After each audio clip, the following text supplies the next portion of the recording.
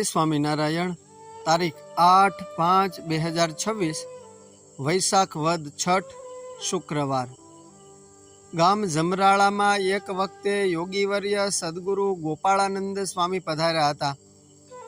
ગામના એક બ્રાહ્મણે આવીને સ્વામીને કહ્યું કે મારે ઘરે કાલે ઠાકોરજીને થાળ કરવાને પધારો। પછી સવારે સૌ પૂજાપાઠ કરીને તેને ઘેર રસોઈ કરવા ગયા અને સ્વામીને ઓસરીમાં આસન નાખી દીધું। એટલે ગોપાળાનંદ સ્વામી તો ઓસરીમાં બેઠા અને તે બ્રાહ્મણના માતા પિતા બંને અધોગતિને પામ્યા હતા। અને તે બ્રાહ્મણની સ્ત્રી જ્યારે રસોઈ કરવા જાય ત્યારે તે બાઈની આગળ નાગ તથા નાગણી સામા આવે અને કેટલાક પડડકા પણ ઘરમાં ફેર્યા કરે, તેથી તેનું ઘર આખું કંટાળી ગયું હતું।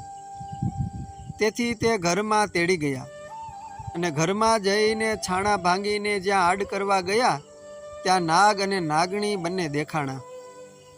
એ જોઈને બ્રહ્મચારી અક્ષરાનંદજીએ કહ્યું કે સ્વામી, અહીંયા તો નાગ અને નાગણી બહુ મોટા છે। પછી તે બ્રાહ્મણે હાથ જોડીને ગોપાળાનંદ સ્વામીને કહ્યું છે, સ્વામી, હું ઘરે નહોતો અને પછવાડેથી ડોસો ગુજરી ગયા, તેથી મારા બંને મા અને બાપ અધોગતિને પામ્યા છે। તેથી મારી ઘરવાળી જ્યારે રસોઈ કરે છે ત્યારે ત્યાં સામા આવીને નાગ અને નાગડી લડ્યા કરે છે। માટે આપ કૃપા કરો તો એમાંથી એમનો છૂટકો થાય। તે સાંભળીને ગોપાળાનંદ સ્વામીએ પોતાના ઠાકોરજીને નવરાવીને તે પ્રસાદીનું જળ તેના ઘરમાં સ્વામિનારાયણ સ્વામિનારાયણ એમ નામ સ્મરણ કરતા થકા છાંટ્યું અને સ્વામીના દર્શને તે નાગને તથા નાગણી તેમને સ્વામીના દર્શન થયા। ત્યારથી તે બંને દેખાતા બંધ થયા।